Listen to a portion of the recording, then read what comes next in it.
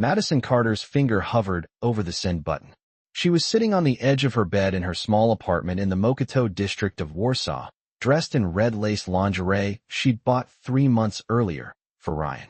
The phone trembled slightly in her hand, and her heart was pounding so hard she could feel the pulse in her temples. "Look what you lost," she typed, attaching the photo she'd just taken in front of her bedroom mirror. 26 years old, and she was acting like a teenager chasing her ex-boyfriend's attention. She knew it was pathetic. She knew she should feel ashamed.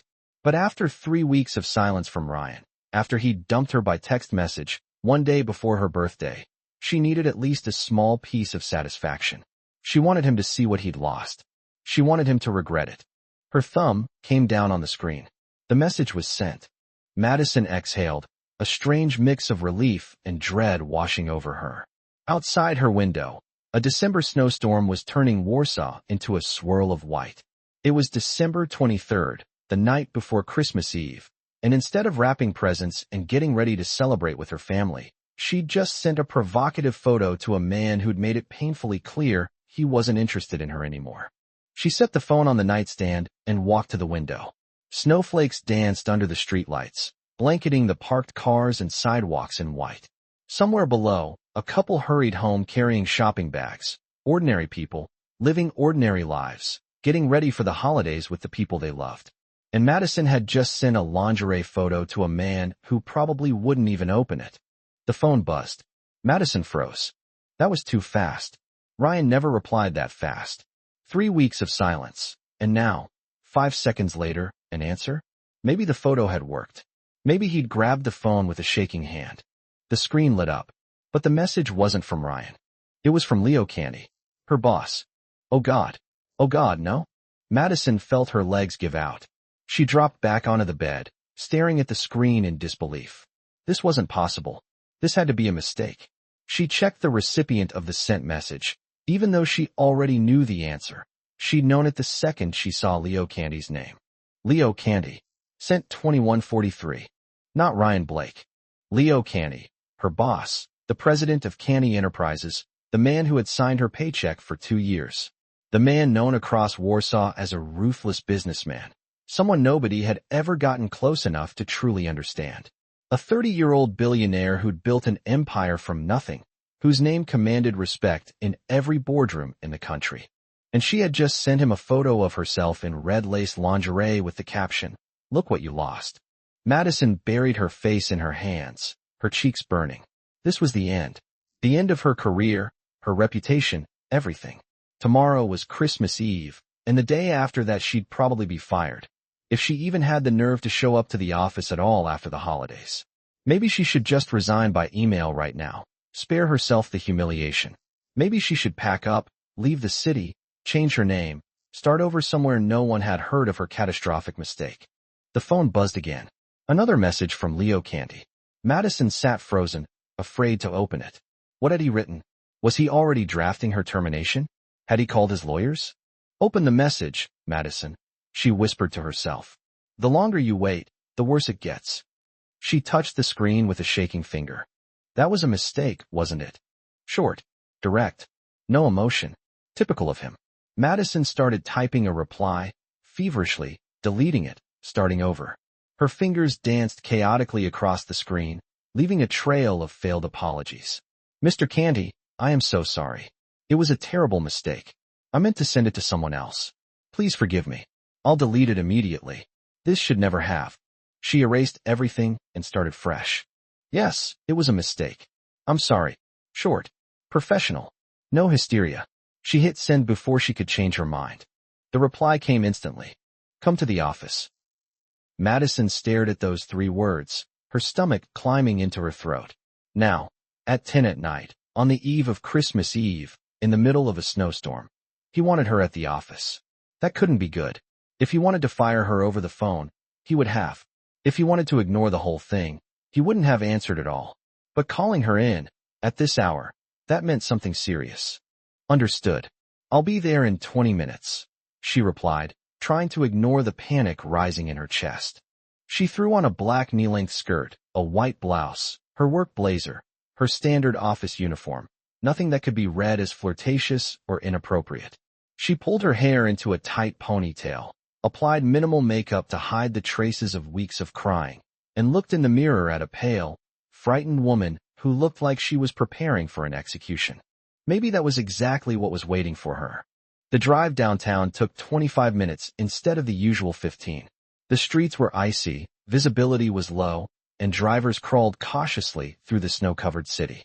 The Canty Enterprises building rose above the surrounding towers, its glass facade reflecting the city lights.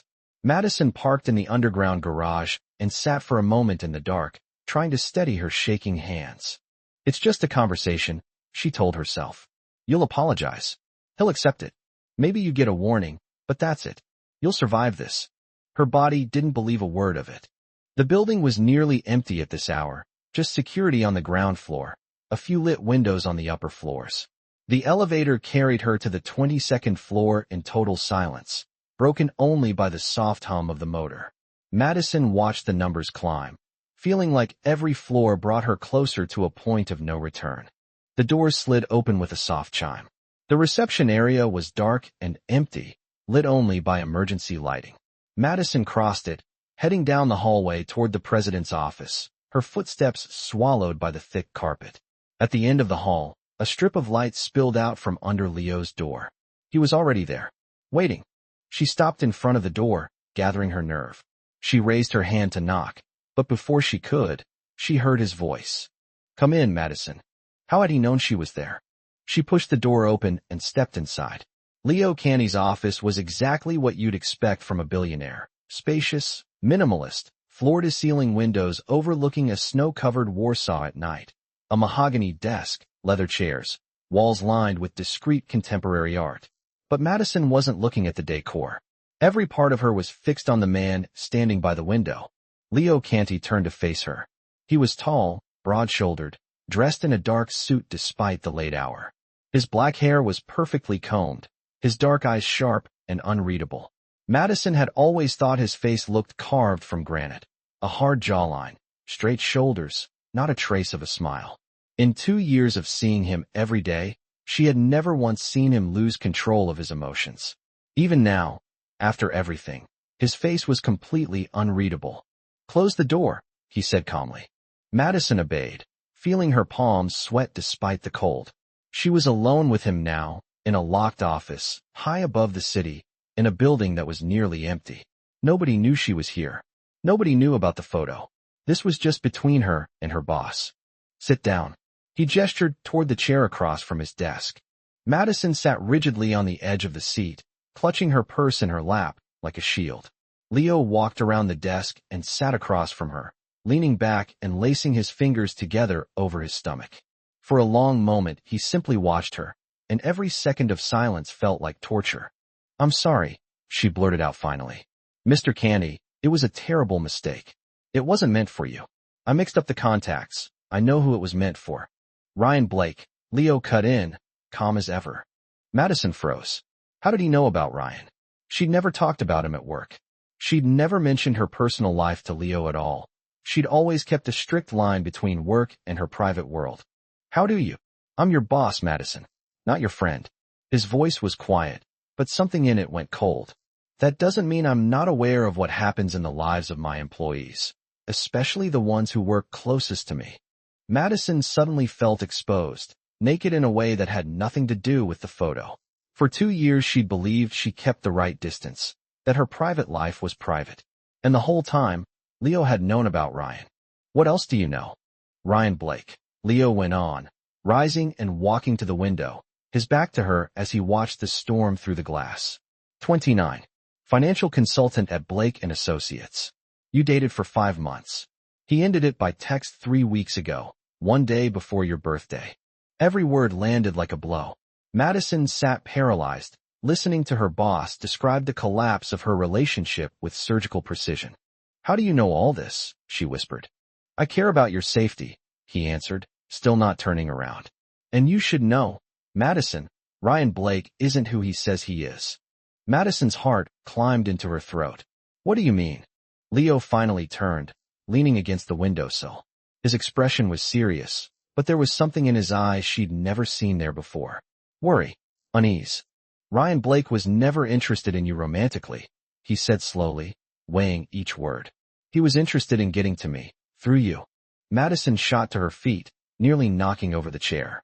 What? That's absurd. Ryan didn't even know who I worked for. I never told him. He knew before you were ever introduced, Leo interrupted.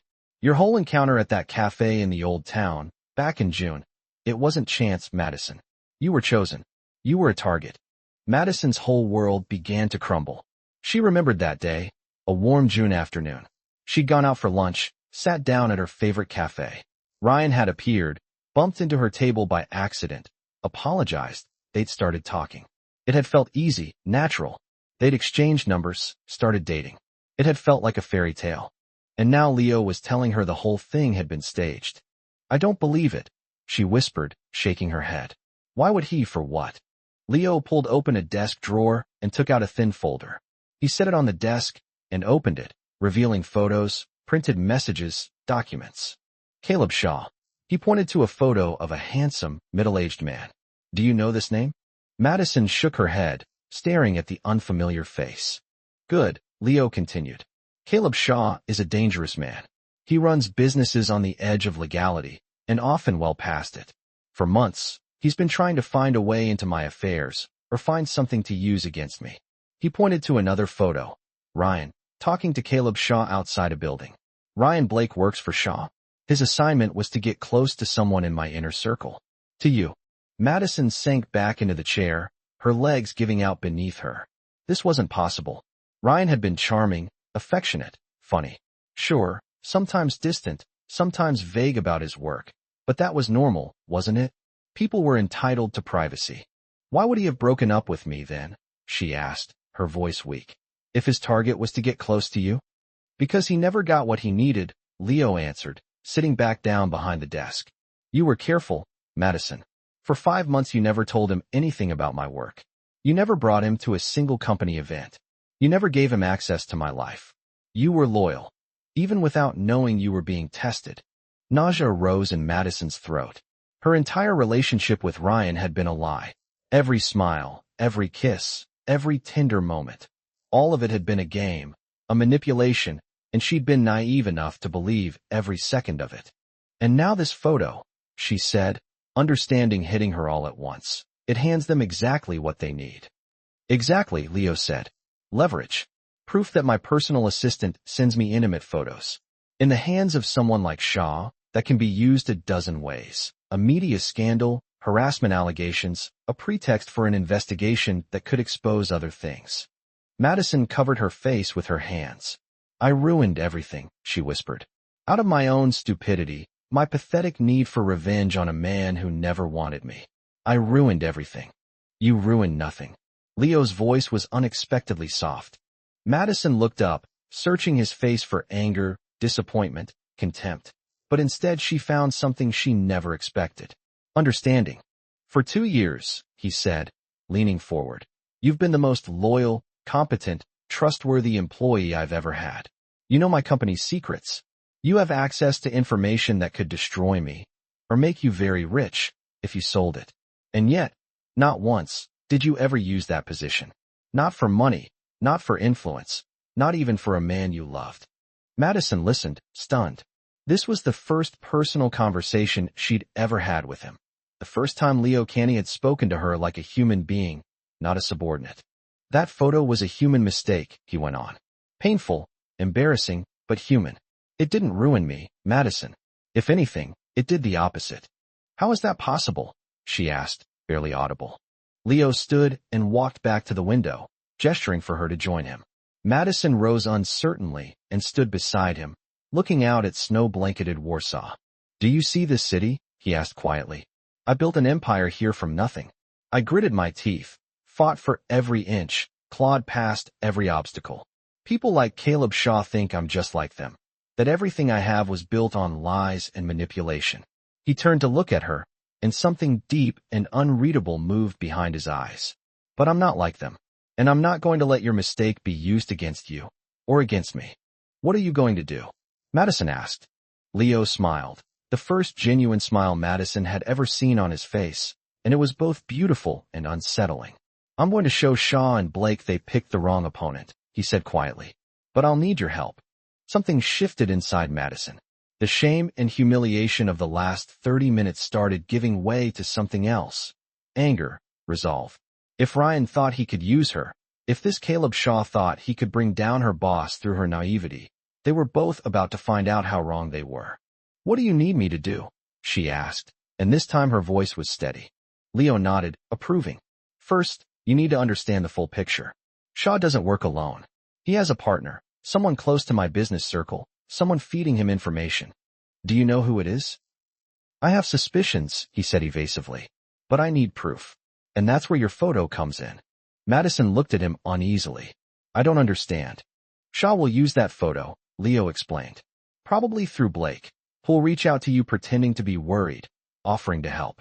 He'll try to get more out of you. More photos, maybe, or information about me, or just confirmation that our relationship is inappropriate. Heat rushed to Madison's cheeks. But that's not true. My relationship with you is completely professional. I know, Leo said, and something in the way he said it made her look at him more closely. But they don't need to know the truth. They only need to believe the lie long enough for us to catch them. You want me to pretend? Madison couldn't finish the sentence. I want you to let Blake believe he has power over you, Leo said. That you're desperate, frightened, willing to do anything to keep that photo out of the world. He'll try to squeeze more out of you. And when he does, we'll have him. Madison weighed his words. It was risky. It meant contact with Ryan, feigning weakness, letting him believe he still had some hold on her. After everything she'd just learned, the thought of being near him made her stomach turn. But she looked at Leo, this man who had paid her salary for 2 years, who had just revealed the danger she was in through no fault of her own, who could have fired her on the spot over that photo, and instead was offering her a chance to fight back. I'll do it, she said firmly. Leo nodded, though a warning flickered in his eyes. Madison, understand, this won't be easy. Blake is trained in manipulation. Shaw is dangerous. If anything goes wrong. I trust you, Madison cut him off, surprised herself by the certainty in her voice. If you say it'll work, I believe you. For a long moment, Leo studied her in silence, and Madison had the strange feeling that he was truly seeing her for the first time in 2 years, not as a secretary, not as a subordinate, but as a woman, as an ally. Go home, he said finally quietly. Tomorrow is Christmas Eve. Spend it with your family. Rest. Blake will probably reach out after the holidays. When he does, tell me right away. Madison nodded and turned toward the door, then stopped halfway and turned back. Mr. Canty, thank you. For not firing me. For trusting me. Leo smiled faintly. Madison, if I didn't trust you, I wouldn't have told you any of this. Now go. He paused. And call me Leo. When it's just us. Madison felt her heart quicken. It was a small shift, but a significant one. The line between them had just moved, though neither of them knew yet in which direction. Good night, Leo, she said softly. Good night, Madison. She left the office feeling like a completely different woman than the one who'd walked in half an hour earlier.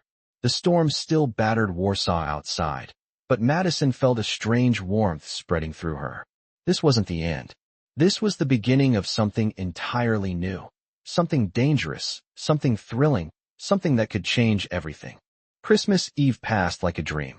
Madison sat at the table with her parents at their house in the Warsaw suburbs, pretending everything was fine.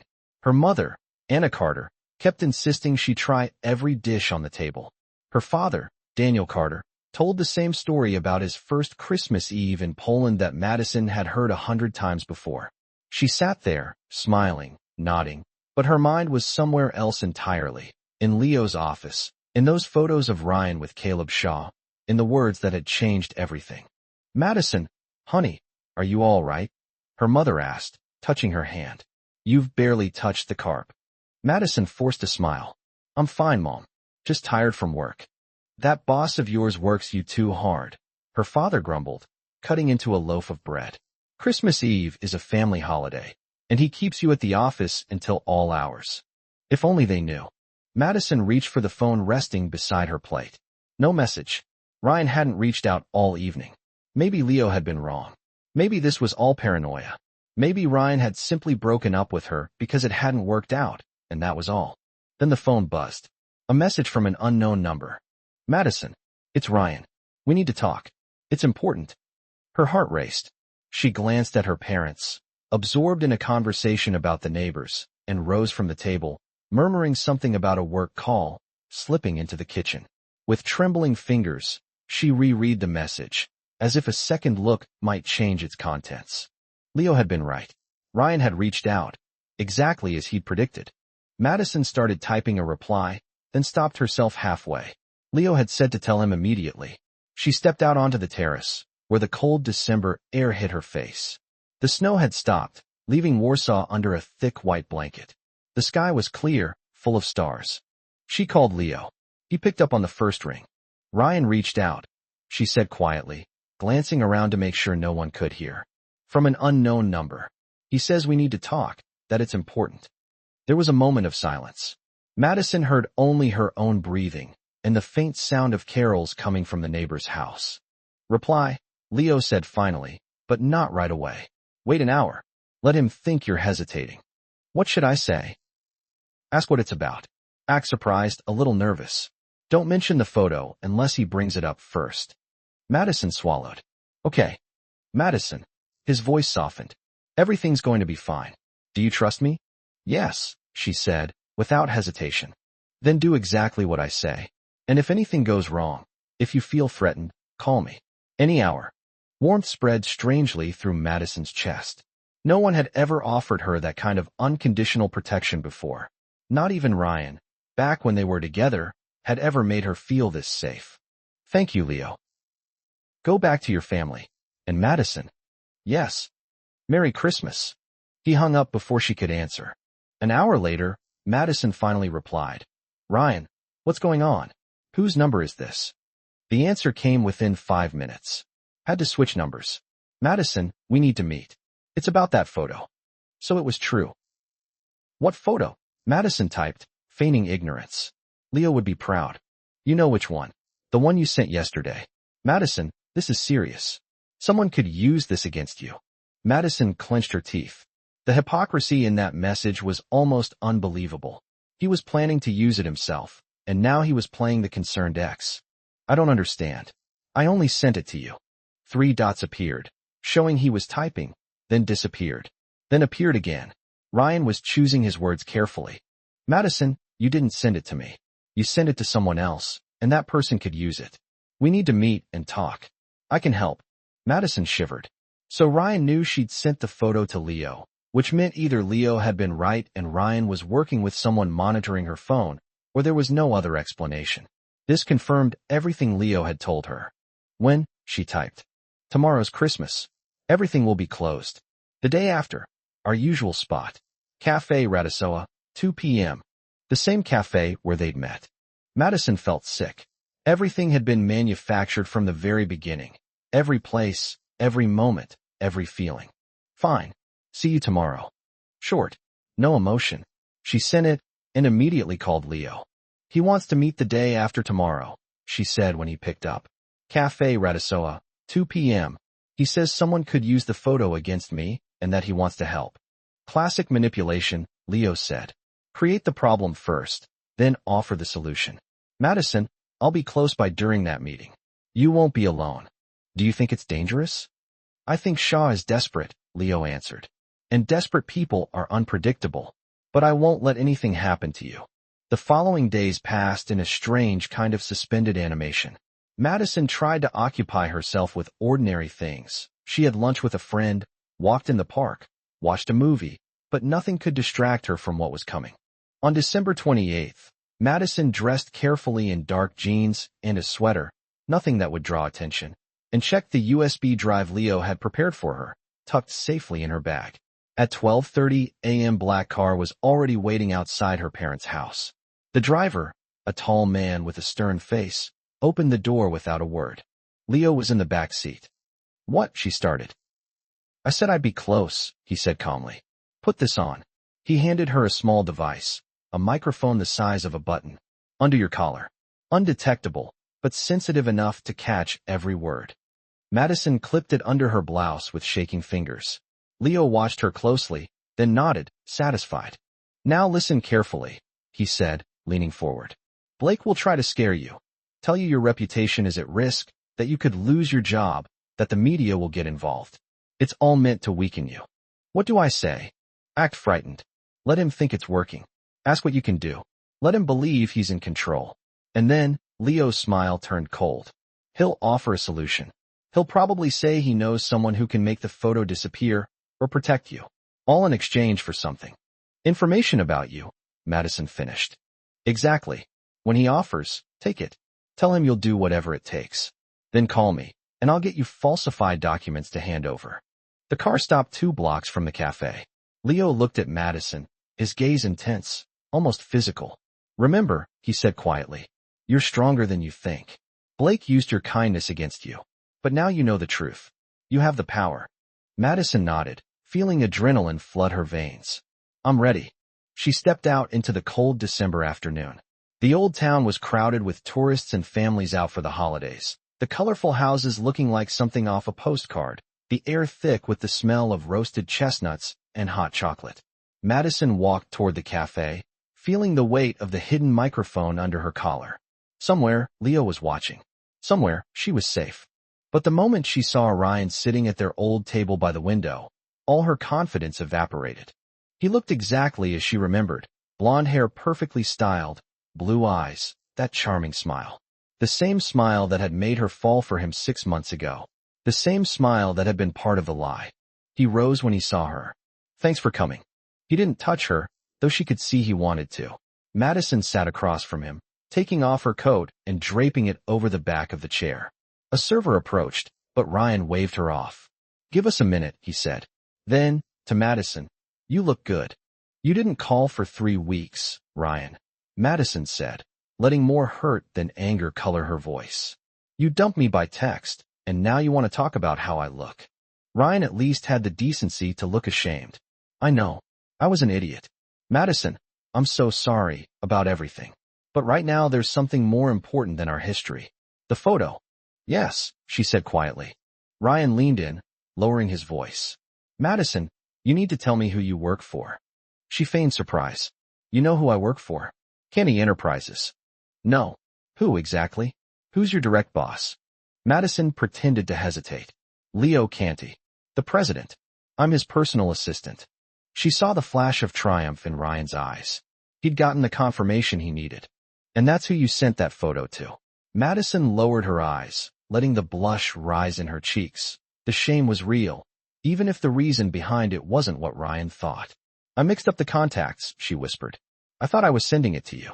I wanted you to see what you lost. Ryan reached out and touched her hand. Madison had to force herself not to pull away. Madison, listen to me very carefully, he said, gravely. Leo Canty is not a good man. He has connections to people who could use something like this against you. What do you mean? She asked, widening her eyes in fake fear. I mean that photo could end up in the media. I mean a scandal, harassment accusations, your reputation destroyed. I mean you could lose everything. Genuine anger rose in Madison's chest. The hypocrisy of it all was staggering. Ryan was threatening her with the very thing he was planning to do himself, all while playing her savior. What do I do? She asked, letting her voice shake. Ryan, I'm terrified. I know someone, Ryan said, squeezing her hand. Someone who can make that photo disappear. But he'll need something in return. What? Ryan hesitated, as if weighing his words. Information about Canty. About his business, his meetings, his contacts. Nothing big, just a small window into how he runs things. There it was. Exactly what Leo had predicted. Madison let horror flood her face. You're asking me to spy on my boss. I'm asking you to protect yourself, Ryan said firmly. Madison, Canty isn't innocent. If someone starts digging into his affairs, they'll find things that deserve to come out. Help us, and you help yourself. You'd be doing the right thing. Madison pulled her hand away. I don't know, Ryan. This feels. Think about it, he cut in. You have until Christmas. Let's meet again on the 28th, and you'll tell me if you're ready to cooperate. Madison feigned uncertainty, looking out the window at the snow-covered old town. She caught her reflection in the glass, a pale, frightened woman. But somewhere out there, in the crowd, she knew Leo was watching, protecting her. Okay, she said finally, quietly. I'll think about it. Ryan smiled. That same charming smile that once made her heart race. I knew you'd understand, he said. I know things are complicated between us, but I want you to know, what we had wasn't all a lie. Madison looked at him, searching for truth in his eyes, but all she found was manipulation. Even now, even after everything, he was still trying to soften her emotionally. I have to go, she said, standing and putting on her coat. My parents are waiting. Ryan stood with her. See you on the 28th. Madison nodded and left the cafe without looking back. The cold air hit her face, but she barely noticed. Her thoughts were spinning. She'd done it, played her part exactly as she and Leo had planned. But now that it was over, she felt dirty. Used. The phone buzzed. The car's waiting 2 streets north. Excellent work, Madison. She found the car parked in a quiet alley. Leo pushed the door open before she'd even reached it. She climbed in and immediately burst into tears. Everything she'd held back over the last hour. Anger, pain, humiliation, all of it spilling out at once. Leo said nothing at first, letting her cry. Then, to her surprise, he moved closer and put his arms around her. It was the first time he had touched her beyond a professional handshake. Madison froze for a moment, surprised, then let her head fall against his shoulder and simply allowed herself to feel. Leo was warm, solid, and smelled of expensive cologne and something deeper, something steadying. Safety. I'm sorry, she said into his shoulder. I didn't want. Don't apologize, he said quietly, stroking her hair. You just did something incredibly brave. You're allowed to fall apart.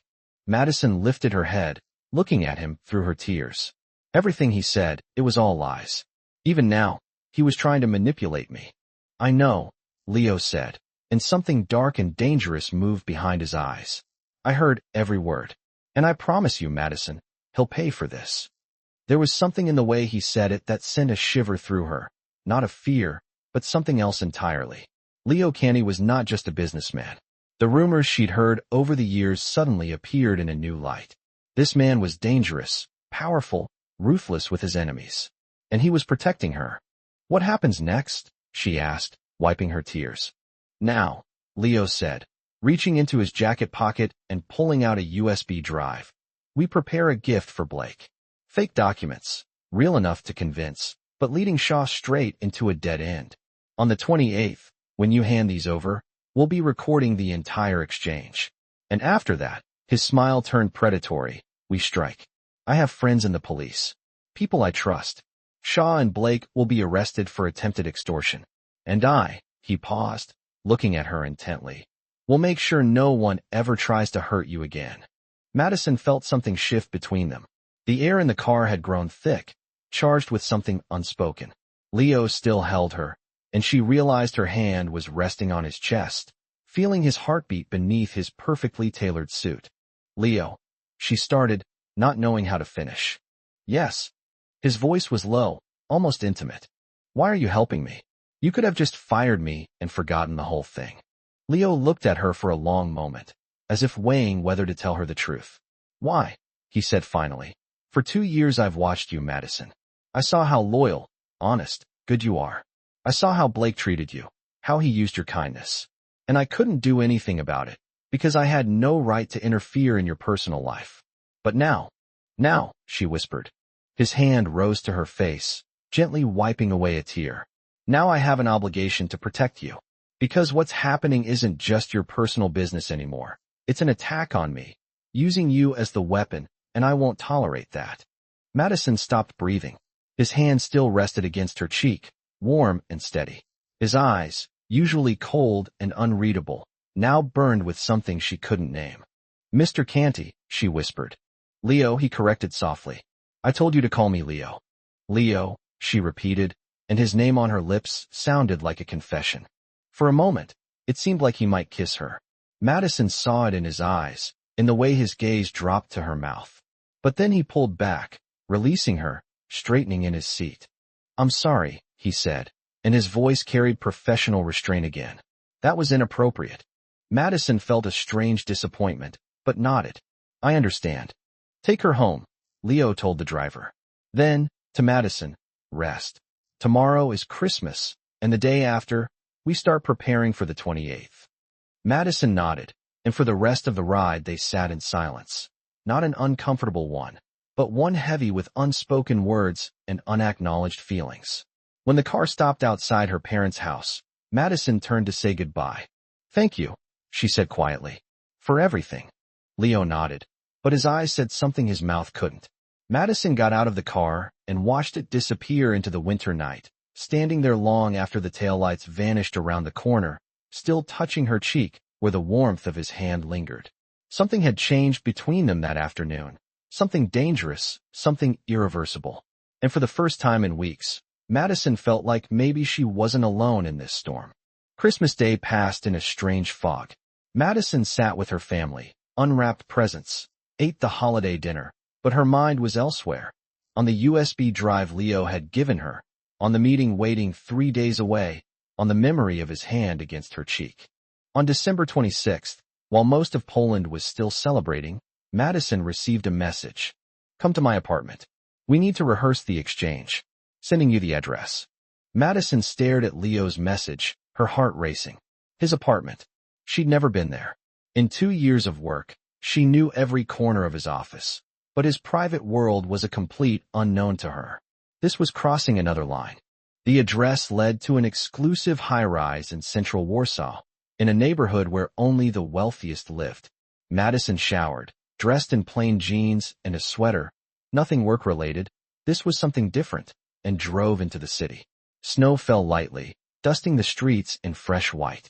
Warsaw looked like something out of a storybook, but Madison barely noticed.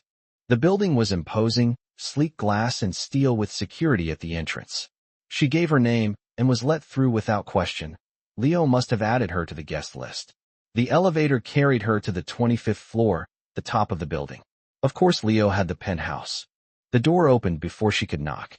Leo stood in the doorway, dressed more casually than she'd ever seen him. Dark pants, white shirt with the sleeves rolled up, no jacket, no tie.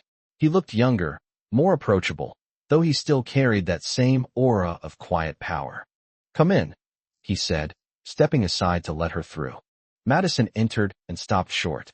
The apartment was stunning, an open floor plan, floor-to-ceiling windows overlooking Warsaw, minimalist design, expensive furnishings, everything in shades of gray, black, and white with accents of dark wood. This was the home of a man who kept everything under control. "It's beautiful," she said quietly. "It's just a place to sleep," Leo said, closing the door behind her. "I'm rarely here." "Coffee." Madison walked to the windows, looking out at the city spread below her. From this height, Warsaw looked miniature, twinkling lights, snow-covered rooftops. She felt like she was standing on top of the world. "Here." Leo joined her, handing her a steaming cup. He stood beside her, also looking out at the view. "Sometimes I sit here at night, just looking at the city. It reminds me why I work so hard." "Why?" Madison asked, turning to look at him. Leo turned to face her, and something raw flickered in his eyes. "Because once, I had nothing. I was a kid from the Praga housing blocks. My father drank. My mother worked 3 jobs to keep us afloat. I used to look at buildings like this and think I'd never belong in one." Madison listened, stunned. Leo never talked about his past. The media speculated endlessly, but he never confirmed or denied anything. And now, here in his apartment, he was opening up to her. "And now you're at the top," she said softly. "Now," he agreed. "I'm at the top, and I plan to stay there. That's why people like Shaw can't be allowed to win." He stepped back from the window and, with a nod, led her to the living room. Madison sat on the leather couch while Leo opened a laptop on the table. "Let's run through this," he said, sitting beside her. "Blake expects you to bring him information about my business. This USB drive holds documents that look authentic but lead nowhere. Fake contracts, meetings that never happened. What if he checks them against someone who knows the real documents?" Madison asked. "He won't have time," Leo said. "You hand over the drive on the 28th. By the 29th, the moment Shaw tries to use that information, my people will already know where he is and what he's planning. The police will be ready." Madison took the drive, feeling its weight in her hand. Such a small object, carrying so much. "Leo," she said quietly, "what if something goes wrong? If Shaw figures out it's a trap?" Leo looked at her intently. "Nothing will go wrong. I'll be there. My people will be there." He took her hand. I won't let anything happen to you. It was the second time he'd touched her in 3 days. Madison felt warmth spreading from where his skin met hers. She looked down at their joined hands, then back up at his face. Leo was watching her with an intensity that made it hard to breathe. Why? She whispered. Why do you care so much what happens to me? Leo's jaw tightened, as if he were fighting himself. For a long moment he said nothing, and Madison thought he wouldn't answer at all. Then he exhaled slowly. Because for 2 years I tried to keep you at a distance, he said. I tried to treat you only as my assistant, only as an employee. He looked away. But I couldn't stop thinking about you. Madison felt her heart climb into her throat. This confession was the last thing she'd expected. Leo, I know, he said quickly, pulling his hand back. I know it's inappropriate. I'm your boss. I have power over your career, your income. It would be an abusive position. But you never once made me feel like I was being treated inappropriately, Madison said, shaking her head. You were always professional. Because I had to be, he said, and there was frustration in his voice. Because if I'd let myself feel anything, even for a moment, I don't know if I could have stopped myself. Madison looked at him, really looked at him. Leo Canty, the man who'd built an empire through sheer will, the man known for his iron control, had just admitted he'd been fighting himself for 2 years, because of her.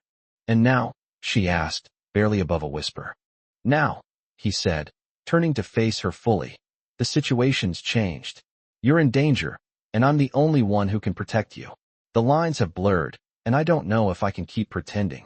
Madison felt the air between them thicken. They were only inches apart on the couch, and the space felt both too big and too small at once. She could see the pulse in his throat. She could feel the warmth radiating off him. What do you want me to do? Leo asked. He laughed quietly, without humor. I want you to tell me to walk away. To remind me of every reason this is a terrible idea. To save me from myself. And if I don't want to? The words left Madison's lips before she could stop them. Leo went very still, staring at her in disbelief. For 3 weeks, Madison said, feeling everything she'd been holding back start to spill out. I thought something was wrong with me. That Ryan left because I wasn't good enough, pretty enough, interesting enough. And then I found out it was all a lie, that there was never anything wrong with me at all. There never was, Leo said intensely. But now you're telling me that for 2 years, he stopped, shaking his head. Leo, if I'd known, if I'd even suspected, what would you have done? She asked quietly. Madison looked at this man who, for 2 years, had been to her a symbol of unreachable perfection and control, and who now sat beside her, confessing that he was neither unreachable, nor perfect, nor as controlled as he seemed. This, she whispered and kissed him. For a moment, Leo went absolutely still, as if he couldn't believe it was happening. Then he responded with an intensity that took Madison's breath away. His hands framed her face, pulling her closer, and the kiss deepened, desperate, as if they were both trying to make up for 2 lost years all at once. Neither of them was sure who made the first move, but somehow Madison found herself lying back against the couch, Leo above her, still kissing her like it was the most important thing he'd ever done. His weight over her was electric, his scent surrounding her, his touch burning everywhere it landed. Tell me to stop, Madison whispered against his lips. Tell me this is crazy. Don't stop, he answered, pulling her back into the kiss. But then Leo pulled away, resting his forehead against hers. His breathing was heavy, uneven. If we go any further, he said quietly, it changes everything. Us. Your position at the company. Everything. Everything already changed, Madison answered, looking into his dark eyes. The moment I sent that photo. The moment you told me the truth about Ryan. We can't keep pretending we're just boss and assistant. Leo closed his eyes, as if fighting some internal battle. Then he sat up, pulling away from the couch and raking a hand through his hair. Madison sat up too, feeling the cold where his warmth had been a moment before. You're right, he said finally. But that doesn't mean we should complicate this even further. Madison, you're younger than me. You work for me. You just came out of a difficult relationship. This isn't. This is right, Madison finished, rising from the couch. Leo, for the first time in weeks, something feels right. Ryan was a mistake. She stepped closer, resting a hand on his chest. But you're not a mistake. Leo caught her hand, holding it against his heart. Madison could feel it racing as fast as her own. After all of this, he said quietly, when Shaw and Blake get what they deserve, we'll talk. Really talk. About what this means, what we want, how this could work. You promise? Madison asked. I promise, he said, pulling her into a light embrace. But right now we need to focus on the 28th. We need to be careful, smart. One mistake. He didn't finish, but Madison understood. One mistake, and Shaw would win. One mistake, and everything Leo had built could come crashing down. They spent the next 2 hours going over the plan. Leo showed her exactly where the exchange would take place. The same cafe, the same table. He showed her photos of his people, positioned nearby, invisible but ready to move if needed. He showed her how to use a small panic device to keep in her pocket. If at any point you feel threatened, he said seriously, press this button. My people will be with you in under 30 seconds. Madison took the small, discreet device, small enough to fit in her palm. And if everything goes according to plan? Leo's smile turned predatory. Shaw and Blake will be under arrest before nightfall. As Madison was leaving his apartment late that afternoon, Leo stopped her at the door. Madison. Yes. He leaned in and kissed her gently, tenderly, this time. Be careful, he murmured. You matter more than any business deal, any revenge. Warmth spread through Madison's chest. She nodded, not trusting her own voice, and left. December 27th passed in strange, suspended tension. Madison tried to fill the time with ordinary things, lunch with a friend, a walk in the park, a movie, but nothing could distract her from the day ahead. That evening, she got a message from Ryan. Tomorrow, 2 p.m., Café Radisoa. Don't be late. Short. Commanding. No trace of the tenderness he used to show. The mask had fully dropped. I'll be there, Madison replied. Then she texted Leo. Confirmed. Tomorrow, 2 p.m. The reply came instantly. I'll be ready. Sleep well. But Madison didn't sleep well. She lay awake, imagining every way tomorrow could go wrong. What if Ryan sensed the trap? What if Shaw was more dangerous than they thought? At 3 in the morning, she finally drifted off, only to wake 5 hours later to her alarm. December 28th, the day everything would be decided. Madison showered for a long time, trying to calm her nerves. She dressed in ordinary clothes, dark jeans, sweater, coat, nothing to draw attention. She checked the USB drive for the 100th time, made sure it was secure in her bag, checked the panic device, made sure it worked. At 12:30, she left her apartment. Warsaw was cold and gray under a heavy winter sky. The snow had stopped falling, but the temperature had dropped, turning the streets into skating rinks. Madison walked carefully toward the old town, feeling every step bring her closer to the point of no return. Her phone buzzed. I'm close. I see you. Everything will be fine. Leo? Madison glanced around, trying to spot him in the crowd, but she couldn't. He was out there somewhere, watching, protecting her. That was enough. Café Radisoa was moderately full, tourists sipping hot chocolate, locals having a late lunch. Madison walked in and immediately saw Ryan sitting at the same table as before. But this time, he wasn't alone. Beside him sat another man, older, maybe 50, in an expensive coat. He had the face of a man used to power, used to getting what he wanted. Madison recognized him from the photos Leo had shown her. Caleb Shaw. Madison stopped in the doorway, a wave of panic hitting her. This wasn't part of the plan. Shaw shouldn't be here. This was supposed to be a quick, quiet exchange with Ryan. But now the main player was here in person. Her phone buzzed in her pocket. I see him. Stay calm.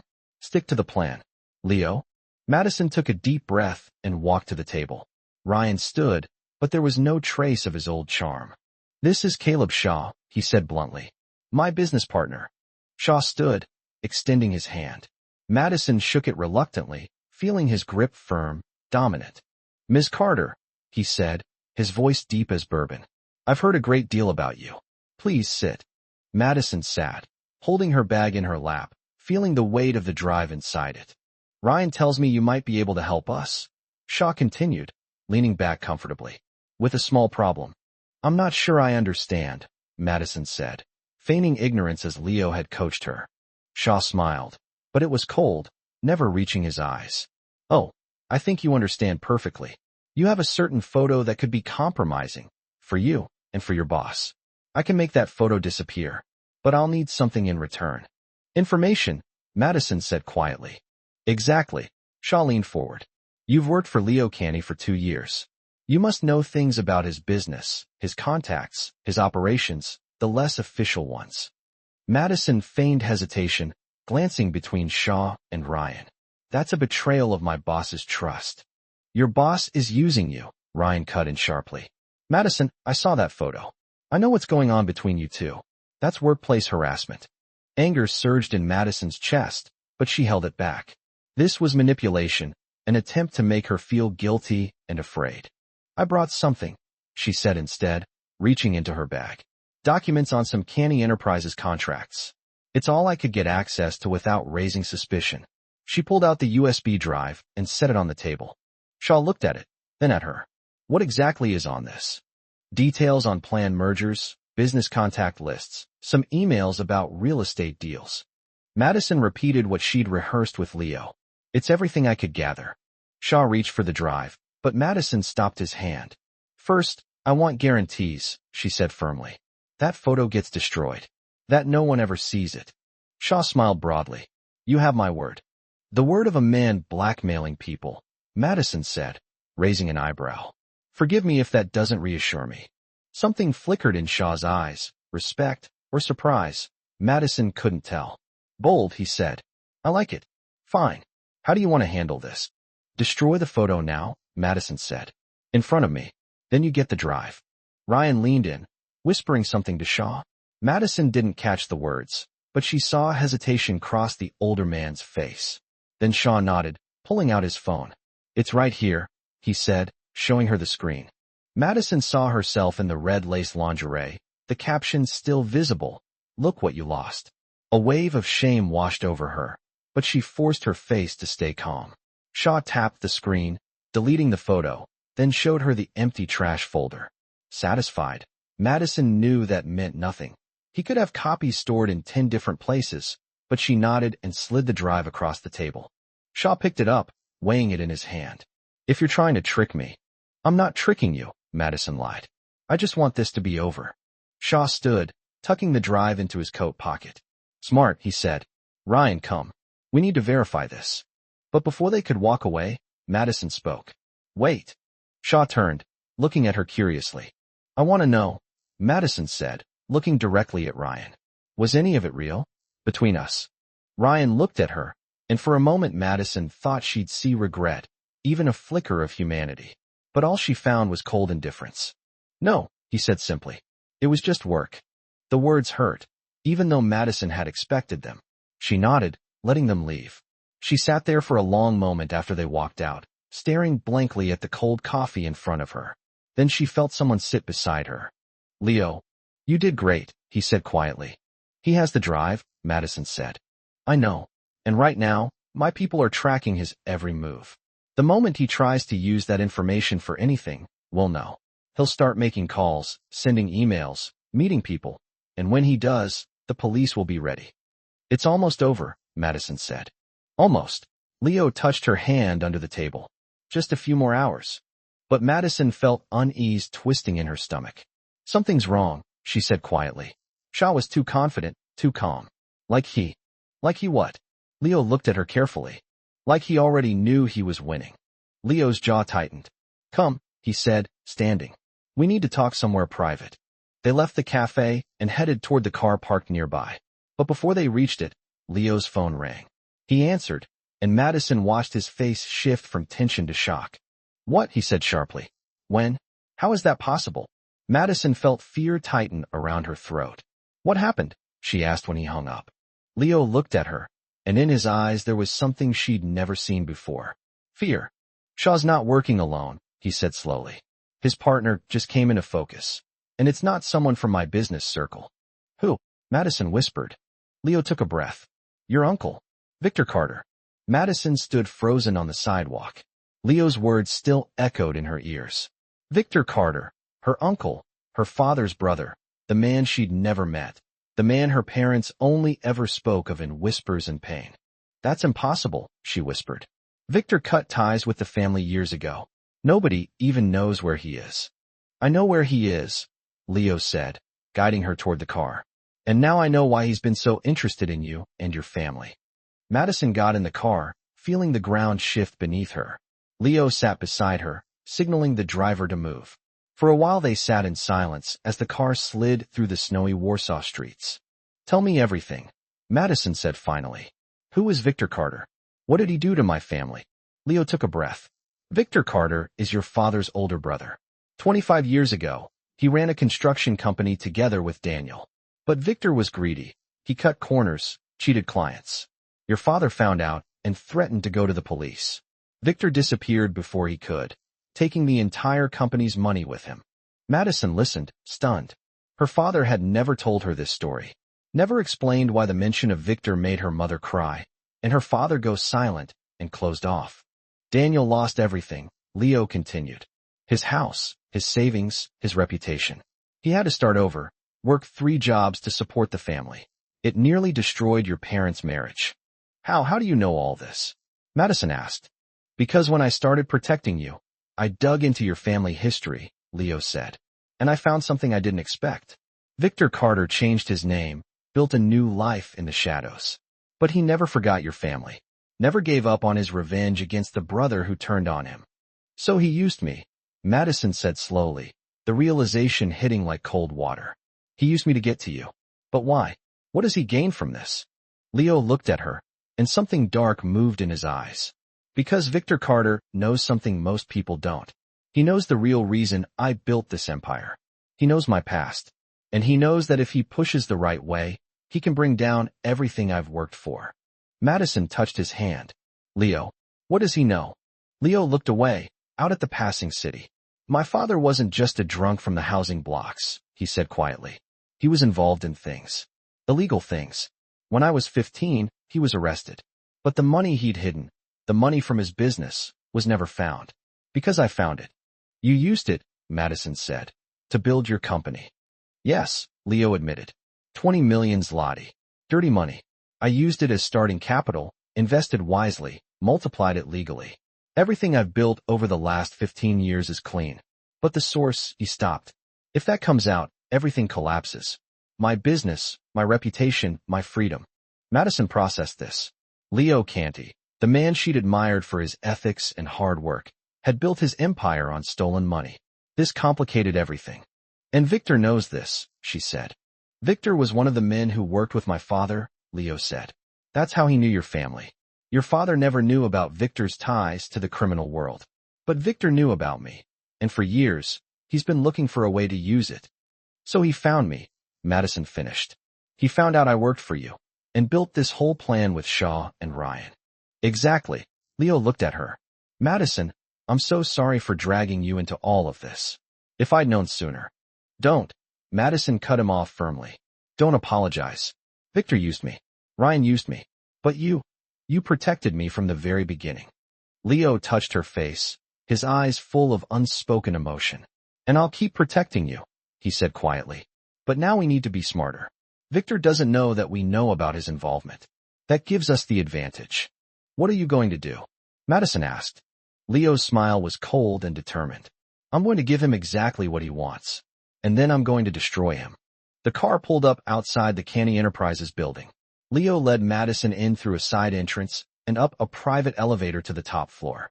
Inside his office, several people were already waiting. Security chiefs, lawyers, people Leo trusted.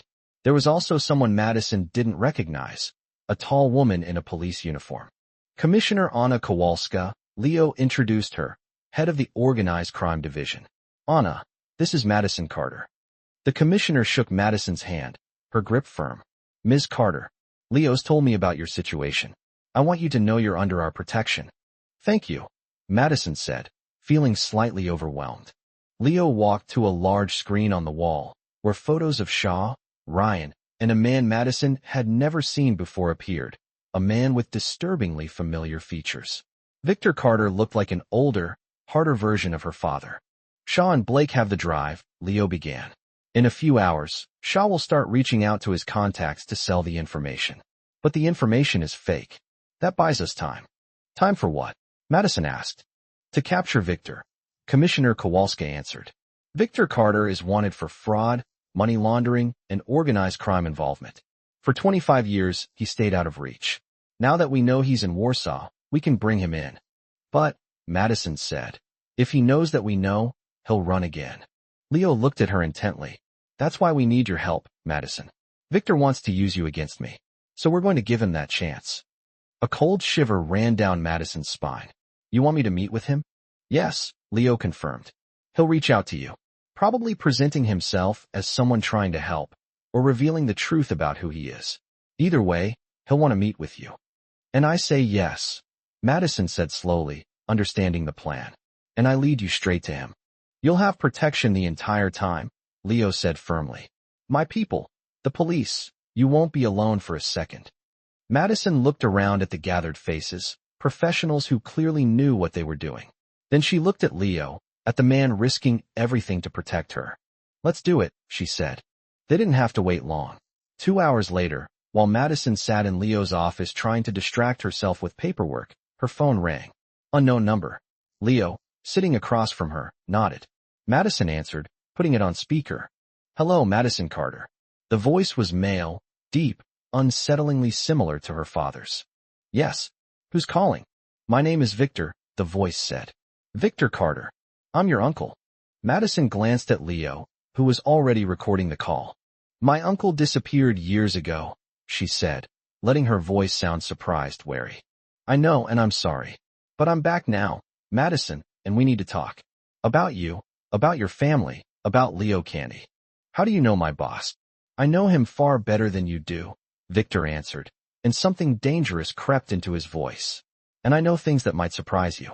Things you should know before you keep working for him. Madison took a breath. Why should I trust you? You destroyed my father's life. Your father doesn't know the whole truth, Victor said. But that's complicated, Madison. I know you have reasons not to trust me. But I'm family, and I'm trying to protect you. The irony was almost too much. Every man in her life lately claimed to be protecting her, while every one of them had actually been using her. Everyone, except Leo. Where do you want to meet? She asked. Do you know Lazy Yankee Park? There's a bench by the palace, on the island. Tomorrow, 9 in the morning. Come alone, Madison. This is important. Fine, Madison agreed. I'll be there. Victor hung up without saying goodbye. Madison set down the phone, her hands trembling. Perfect, Leo said. Lazy Yankee Park, 9 a.m. That gives us time to prepare. Commissioner Kowalska was already on the phone, coordinating units. Within minutes, the room filled with activity. People studying maps of the park, planning positions, coordinating communications. Leo came over to Madison, taking her shaking hands in his. Last time, he said quietly, I promise this is the last time I'll have to ask this of you. I know, Madison answered. And I trust you. That night was the longest of Madison's life. Leo insisted she stay at his apartment, where she'd be under protection. She lay in the guest room, staring at the ceiling, listening to the sounds of the city beyond the window. Around 3 a.m., there was a soft knock at the door. Come in, she said quietly. Leo entered, clearly unable to sleep either. He sat on the edge of the bed, looking younger, more vulnerable in the dim light. Couldn't sleep, he said. Me neither, Madison admitted, sitting up. Leo, what if something goes wrong? Nothing will go wrong, he said firmly. I'll be there. Every one of my men will be there. The police will be there. But Victor is dangerous. Unstable, if everything I've heard about him is true. Leo touched her face, turning it gently toward his. Madison, listen to me. Victor Carter is a coward who only strikes when he thinks he has the advantage. Tomorrow, he'll have none. He'll be alone, surrounded, defeated. And you'll be safe. Madison leaned into his hand, closing her eyes. I'm scared, she whispered. I know, Leo said, pulling her against him. But I'm here. And I'm not going anywhere. They sat like that in the dark, holding each other, until the first light of dawn began to touch the sky. No words were needed. They were together, and that was all that mattered. At 8 the next morning, Madison got ready. She dressed warmly, a thick sweater, coat, scarf. Under her clothes, an advanced microphone that would let Leo and the police hear every word. In her pocket, the panic device. She was ready. Leo drove her to the park himself. They stopped a few streets away, where police vans already waited. Remember, Leo said, holding her face in his hands. Ask him about everything. The more he says, the more evidence we have. But if you feel threatened at any moment, you'll hit the button, Madison finished. I know. Leo leaned in and kissed her deeply, desperately, as if it might be the last time. Come back to me, he whispered against her lips. Always, she answered. Madison stepped out of the car and walked toward the park. It was a cold December morning, and the park was nearly empty. A few people walking dogs, elderly women on their morning strolls, no one paying attention to a lone woman heading toward the palace on the island. But Madison knew that somewhere among those trees, in those bushes, Leo's people and the police were waiting, watching, ready for her signal. She saw him from a distance, a man sitting on a bench by the water, feeding the ducks. When she got closer, he looked up, and Madison saw her father's features reflected in an older, harder face. Madison, Victor Carter said, standing. Thank you for coming. Madison stopped a few feet away, not moving closer. You said you had information about Leo Candy. Victor smiled sadly. Straight to the point. You're like your father. Daniel was always direct too. Don't talk about my father, Madison said sharply. Not after what you did to him. What I did was necessary, Victor answered, his voice hardening. Daniel was foolish, idealistic. He wanted to build things honestly while everyone around us cheated and stole. I took what was mine by right. You destroyed him, Madison said. You destroyed our family. No. Victor shook his head. Daniel destroyed himself with his rigidity. But that's the past, Madison. This is about your future. My future. Victor stepped closer, and Madison had to force herself not to retreat. You work for a man more corrupt than I ever was, he said quietly. Leo Canty built his empire on money that belonged to his father. Dirty money, Madison. Criminal money. How do you know that? Madison asked, feigning surprise. Because I worked with his father, Victor answered. And I know where Leo hid that money, how he built his kingdom on a lie. And what do you plan to do with that? Madison asked. Victor smiled coldly. I plan to expose the truth, unless Leo pays for my silence. 20 million zloty. Exactly what he stole. That's blackmail, Madison said. That's justice, Victor corrected. And you, Madison, are the key. You're going to deliver my message to Leo. Tell him he has a week to gather the money, or everything goes to the media, to the police, everywhere. Madison looked at her uncle, at this man who shared blood with her father, but not an ounce of his goodness. And if I refuse? Victor's smile faded. Then I destroy you along with him. That photo you sent, I have a copy, and I'll make sure it hits every front page. You and Leo Canty, a harassment scandal, your reputation in ruins. Think about your parents, Madison. Think about what they'll go through. It was too much, using her family, threats, blackmail. Madison felt anger replace her fear. My parents, she said quietly, but with force, survived worse. They survived you. Watch your mouth, girl. Victor's eyes narrowed. I'm family. No, Madison answered. Family doesn't do what you did. Family doesn't destroy. Family doesn't blackmail. You're not my family, Victor. You're just a sad, cruel man who learned nothing in 25 years. Victor took a step toward her, his face twisting with rage. You little. He never finished. In an instant, 10 figures emerged from the surrounding bushes. Police in full uniform, weapons raised. Police. Hands up, Commissioner Kowalska shouted. Victor froze, looking around wildly. Madison stepped back, and an officer immediately moved between her and Victor. Leo appeared from the side, running toward her and pulling her into his arms. I've got you, he murmured. I've got you. It's over. Madison watched as they handcuffed Victor, as they led him toward the waiting patrol car. The whole way, he shouted, cursed, promised revenge, but they were only the words of a man who had lost. Commissioner Kowalska approached, smiling. We got it all on record, she said. Admission of blackmail, extortion, threats, plus all the old charges. Victor Carter won't see freedom again for a very long time. And Shaw and Blake? Madison asked. Arrested an hour ago, the commissioner answered.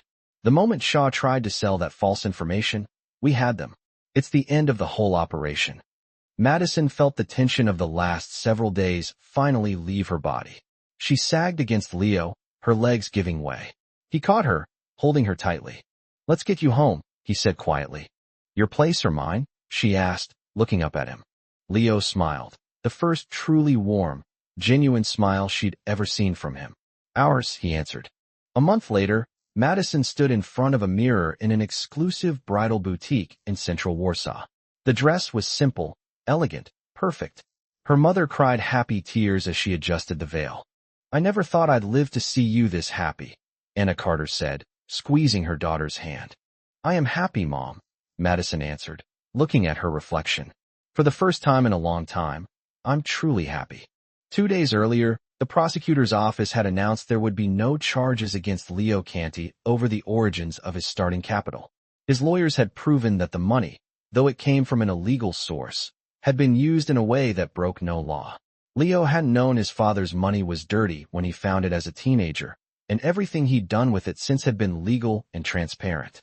The media had tried to spin it into a scandal, but the story quickly settled, especially once the full truth came out. How Leo Canty had protected his assistant from an organized criminal group, how he'd helped police capture wanted fugitives, how he'd stopped a blackmail and extortion scheme before it began. Ryan Blake and Caleb Shaw were in pretrial detention, awaiting trial. Victor Carter, too, facing additional charges for threats and attempted blackmail. And Madison and Leo, they were planning their future. The wedding was intimate, close family and friends only. Daniel Carter, initially wary of his daughter's relationship with her boss, eventually came around to Leo after a long and honest man-to-man conversation. Anna adored Leo from the start, watching the way he looked at her daughter like she was the most precious thing in the world. Madison stood at the altar, holding a bouquet of white roses, watching Leo wait for her at the end of the aisle. He looked stunning in a dark suit, and in his eyes there was a light she'd never seen there before. Happiness. As they said their vows, Madison thought about the road that had led them here, that one wrong photo that was supposed to ruin everything, but instead had changed everything. About how sometimes the biggest mistakes lead to the greatest blessings. "I take you, Madison Carter, as my lawfully wedded wife," Leo said, his voice strong and certain. "I promise to protect you, respect you, and love you every day of my life." "I take you, Leo Canty, as my lawfully wedded husband," Madison answered, feeling tears of joy fill her eyes. "I promise to support you, trust you, and love you every day of my life." "You may kiss the bride," the officiant said, smiling. Leo pulled Madison close, kissing her tenderly, while their friends and family applauded around them. When they parted, Leo whispered, just for her, "Look what I almost lost." Madison smiled through her tears. "But you didn't. You'll never lose me." "Never. Never," Leo agreed, kissing her again. The reception was beautiful, full of laughter, music, and joy. But for Madison, the most beautiful moment came late that night, when most of the guests had left, and Leo led her out to the terrace overlooking Warsaw. "This city," he said, wrapping his arms around her from behind, resting his chin on her shoulder, "gave me everything. It gave me a chance, success, purpose." "And now?" Madison asked, leaning back into him. He turned her to face him. "Now it gave me you. And that's the greatest gift of all." Madison kissed him, tasting the future on his lips, a future without lies, without manipulation, without fear. Just the two of them, building something real, something lasting, something beautiful. Somewhere, in the city below them, Ryan Blake sat in a cell, regretting the choices he'd made. Caleb Shaw was planning appeals that would never work. Victor Carter stared at the walls of his cell, wondering how everything had gone so wrong. But Madison wasn't thinking about them. She wasn't thinking about the past, the mistakes, the pain. She was only thinking about the man in her arms, about the love in his eyes, about the life waiting for them ahead. "You know," she said, looking into his eyes, "when I sent that photo, I wanted Ryan to see what he lost." "And now?" Leo asked, smiling. "Now," Madison answered, smiling just as wide, "I'm glad I did, because if I hadn't sent it to you by mistake, we might never have found each other." Leo laughed, the sound deep and genuine. Then, "Thank you for the mistake." "Thank you for the mistake," Madison agreed, kissing him once more. Sometimes, the truest love comes from the most unexpected places. Sometimes, you have to walk through fire to find something worth keeping. Sometimes, the smallest mistake leads to the greatest happiness. For Madison Carter and Leo Canty, one wrong photo became the beginning of something beautiful, a story that started in shame and fear and ended in love and hope. And everything Ryan Blake lost was all of Madison, her strength, her courage, her love. And now she belonged only to one man. The man who chose her above everything else. The man who proved that real love always protects, never destroys. Leo Candy, her husband, her future, her everything. And as they stood together on that terrace, looking out at the city glittering with a million lights, they both knew one truth. There had been no mistakes. Only fate, finding its way to bring them together. And they planned to spend the rest of their lives proving it had all been worth it. The end.